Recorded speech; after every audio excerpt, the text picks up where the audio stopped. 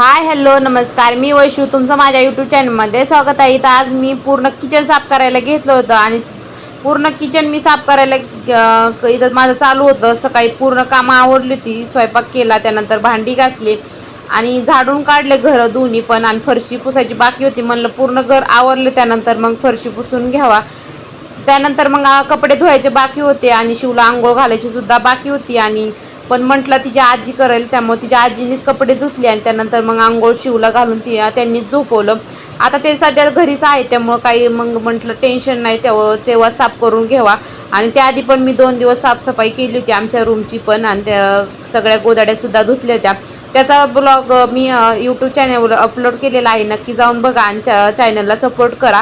त्यानंतर पूर्ण घर मी झटकून घेतलं होतं आणि त्यानंतर मग इथं मी पूर्ण घर झटकल्यानंतर फॅनसुद्धा सगळा झटकून घेतला होता.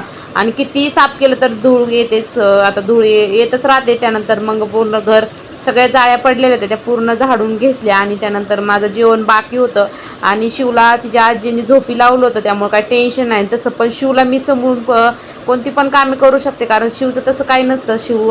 जशी मम्मा करण तसं शिवचं पण लुडबुड चालूच असते.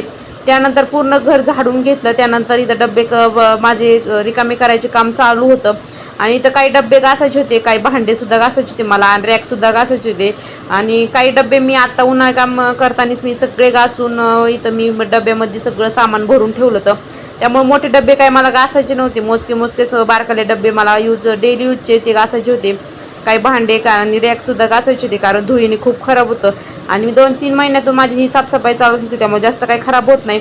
आणि आधीमध्ये मी काही भांडे रिकामे करून घासत असते. इथं शिव शेंगदाण्याचा डब्बा खोलला की शिव आमची पळतच येते, कारण तिला शेंगदाणे खूप आवडतात. त्यामुळे ती इथं आली होती आणि तिची झोप झालेली होती, त्यामुळे ती लवकरच उठली. आणि मी घरामध्ये असताना तिची झोप काय पूर्ण होतच नाही. मी बाहेर असले की मग मी झोपी लावत असते, पण तिच्या आजी बाबाचं असं चालू असतं, ती झोपली ना त्यांना करमतच नाही, त्यामुळे ते उठून घेत असतात. पण मी बाहेर असले की मग मी तिला झोपी लावत असते, कारण छान झोप झाली ना मग आपलं बाळ काय वैताग देत नाही. खूप छान असं झोप झाली ना मग छान अशी खेळती ते, त्यामुळे त्रास काही देत नाही. तशी पण ती त्रास काही देत नाही जास्त काय.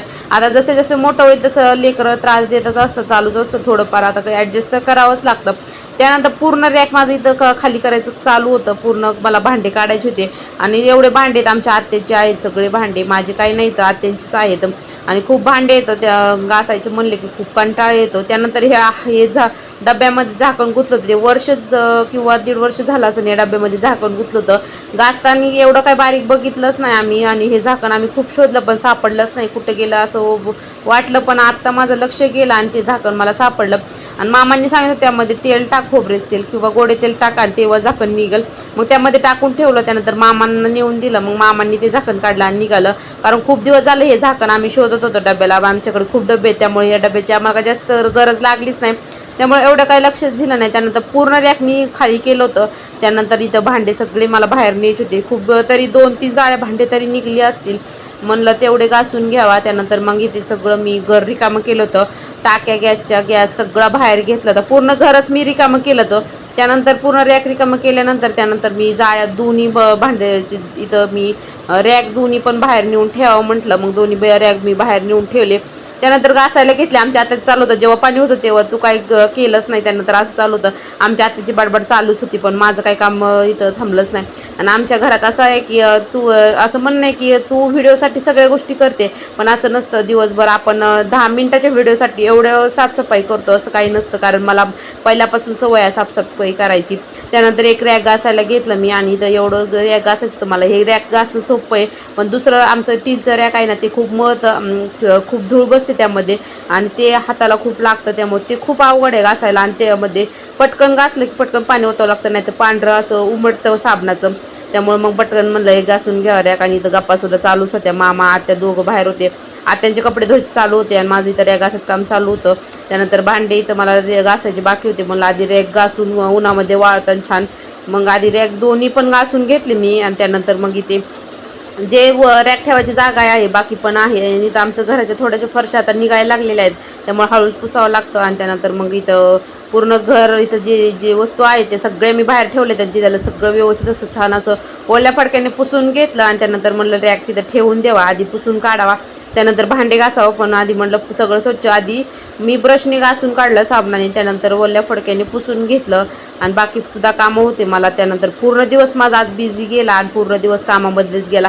पूर्ण व्हिडिओ नक्की शेवटपर्यंत बघा. एवढी मेहनत आम्ही व्हिडिओसाठी करतो, मी पण व्हिडिओला सपोर्ट करत जा आणि त्यानंतर तुमचा छान असा सपोर्ट मला भेटतोय. कारण थोड्याच दिवसामध्ये तुम्ही मला खूप छान असं सपोर्ट दिलेला आहे, खूप छान असं सपोर्ट पण करता. थँक्यू सो मच मनापासून. माझी यूट्यूब फॅमिली असं सपोर्ट कायम करत जा. त्यानंतर इथं मग माझं गॅस घासायचं काम चालू होतं, भांडे घासायला बसले होते. आधी म्हणलं गॅस घासून घ्यावा, उन्हामध्ये ठेवावा आणि आपण रोज डेली माझा गॅस साफ असतो 2-3 टाईम तरी, पण मग बाहेर नेऊन चांगला घासला तर छान असं स्वच्छ तरी दिसतो. कारण घरामध्ये आपण वरच्या वरच साफसफाई करत असतो, पण माझी पूर्ण साफसफाई असते गॅसची सगळ्या वस्तूंची. त्यानंतर भांडे घासायला घेतले. इथं माझे भांडे घासायचं काम चालू होतं, आत्याचं पाणी भरायचं काम चालू होतं. त्यानंतर मग पटापटा भांडे घासायचे होते, कारण आत्यांना पाणी भरायचं होतं आणि आमच्या आत्याचं चालू असतं पाणी किती उडवते. पण आता भांड्यांना पाणी लागतंच ना, मग त्यामुळे पटकन म्हणलं घासून घ्या. इथं एक जाळी भांडे घासले होते, सकाळी एक जाळी घासली होती. त्यानंतर म्हणलं सगळे इथं पालते घालावं, कारण छान उन्हाने वाळतात. ऊन तेवढं कडक आहे बापरे, खूप ऊन लागते सध्या. तर अजून तर पाऊस काही येत नाही आणि आभाळ नुसतं येतं आणि पाऊस तर काही येतच नाही. तर एवढं ऊन लागतं, खूप ऊन आहे सध्या. तर आणि भांडे तो एवढे कडक वाळले कारण चटकेच बसतात. त्यानंतर काही एक जाळी भांडे घासले होते, ते पालते घालून घेतले. अजून भांडे घासायचे बाकी होते.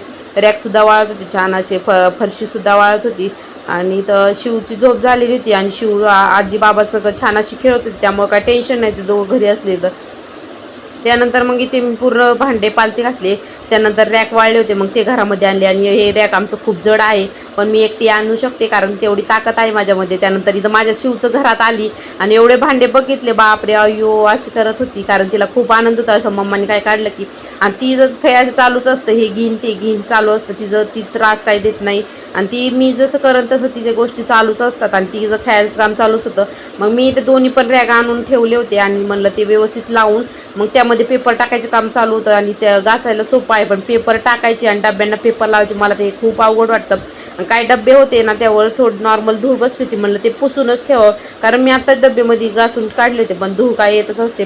त्यानंतर इथं माझ्या शिवचं बघा चालूच असतं खेळणं. त्यानंतर मग मला पेपर टाकायचे, एवढे सारे पेपर मामांनी आणले होते गावामधून आणि मला कंटिन्यू पेपर लागतात 2-3 महिन्यातून, तरी मी कंटिन्यू पेपर टाकत होते. कारण आता माझ्या शिवणीमध्ये पेपर टाकूनच दिले नाही होते, ते पेपर सगळे तिने काढून टाकले, कारण तिला आता कळायला लागले पेपरच ठेवीत नाही, डब्यावरचे पण फाडून काढते. त्यानंतर मग इथं पेपर अशी मी घड्या करून टाकत असते.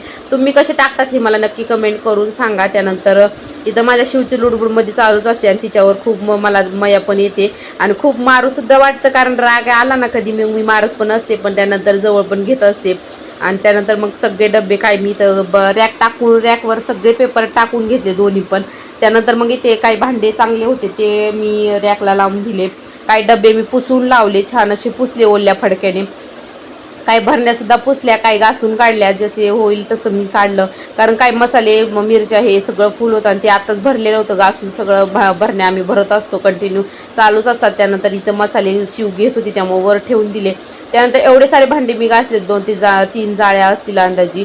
तिथं काही किराणा वाळायला ठेवला होता, थोडाफारच किराणा होता. त्यानंतर फ्रीजचे भांडेसुद्धा सगळे स्वच्छ घासून काढले होते, ते उन्हामध्ये वाळायला ठेवलं होतं सगळं. त्यानंतर मग इथे काही डब्यांना पेपर लावायचे होते, मी अशा पद्धतीने पेपर लावते. तुम्ही कसे लावतात मला नक्की कमेंट करून सांगा. आणि मला सगळ्यात सोपं हे काम वाटतं, कारण रॅकवर पेपर टाकायचे आणि डब्यांना पेपर लावायची, ह्याला खूप टाईम लागतो. त्यामुळे पटकन म्हणलं लावून घ्यावा आता. त्यानंतर मग आणि धूळ येतच असते, त्यामुळं किती केलं तरी खराब होऊनच जातं आणि 2-3 दिवसच खूप छान दिसतं. आणि त्यानंतर मग इथे सगळं आता मी चुलीवर स्वयंपाक करते, बाहेर भांडे नेते त्यामुळे जास्त खराब होतात, पण मी इथं कधी काढत असते घासून. त्यानंतर मग इथे पेपर लावायचं माझं चालूच होतं आणि त्यानंतर मग सगळे पेपर लावून घेतले. रॅकवर मी निम्मेपेक्षा जास्त भांडे लावले होते, पण थोडेफार इथं डबे बाकी होते रॅकवरचे. त्यानंतर इथं कप्प्यांमधले पण मला डबे काढायचे होते, ते पुसून त्याला पण मला पेपर लावायचे होते. छान असं रॅक माझं पूर्ण साफ झालं होतं, पूर्ण रॅकवरचे पेपर. त्यानंतर रॅक घासून भांडे लावून त्यानंतर डब्यांना सुद्धा पेपर लावून मी सगळं रॅक पूर्ण क्लिअर केलं होतं. त्यानंतर इकडलं मला फ्रीज साफ करायला घ्यायचं होतं, मग फ्रीज साफ केलं. त्यानंतर आतून मी फ्रीज साफ केलं, बाहेरून वरून सगळीकडून फ्रीज छान असं साफ केलं, व्यवस्थित असे भांडे सगळे लावून दिले. त्यानंतर सगळे भांडे असे व्यवस्थित ठेवले. भाजीपाला तर काय बाकी नव्हतं, कारण आता बाजार होता उद्या परवा. त्यानंतर मग इथं सगळं व्यवस्थित असं दरवाजामध्ये सगळे डब्बे मसाले व्यवस्थित असे सगळे ठेवून दिले. त्यानंतर दुधाने तुपाने आता खूप गर्दी होती त्यामुळं मग जास्त जागा काही उरत नाही. त्यानंतर लिंब अंडे असं सगळं आता घरचं आहे त्यामुळे सगळं फ्रीज गच्च भरतो. पण आज सगळं स्वच्छ केलं त्यामुळे पूर्ण रिकामा रिकामा दिसत होता. त्यानंतर हे कप्पे सुद्धा मला रिकामे करायचे होते सगळं साफ करून. डब्यांना पेपर लावून ठेवायचे पण मी ते काही शूट नाही केलं कारण पूर्ण साफ करून घेतलं होतं. पूर्ण डब्यांना पेपर लावून घेतले होते. त्यानंतर फ्रीजसुद्धा साफ केलं होतं. सगळे कप्पेसुद्धा साफ केले. सगळं घर स्वच्छ असं केलं होतं. आणि त्यानंतर मग इथे मला फॅन साफ करायचा होता. फॅन आधी मी झाडूनी पुसून काढला. त्यानंतर ओल्या फडक्याने पुसून काढला. दोनदा पुसला. छान असं पुसला होता. आमच्या रूममधला पण पुसून घेतला कारण त्या दिवशी गाईत माझं काही झालंच नाही पुसणं. मग आज पुसून घेतला. आणि इथला गॅसमुळे खूप खराब होतो. आमच्या इथला घरातला रूममधला जास्त काही खराब होत नाही. छान असं रूम आवरली होती पूर्ण. कशी दिसते मला नक्की कमेंट करून सांगा. सगळं घर आवरलं होतं आणि आम्हाला आता आमचं सुतक फिटला आहे त्यामुळं देवपूजा आज काही केलेली नाही आम्ही. त्यानंतर मग अजून सुतकाला बाकी आहे 2 दिवस. त्यानंतर पूर्ण वटासुद्धा मी घासून घेतला होता. स्वच्छ धुवून घेतला. त्यानंतर घर झाडून पुसून सगळे स्वच्छ केले होते. त्यानंतर असं पूर्ण घर स्वच्छ केलं होतं.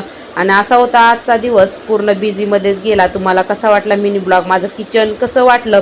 छान वाटलं का मला नक्की कमेंट करून सांगा. व्हिडिओ आवडला तर व्हिडिओला लाईक शेअर कमेंट आणि सबस्क्राईब करा. चला इथंच एंड करते. भेटूया उद्या. Bye bye.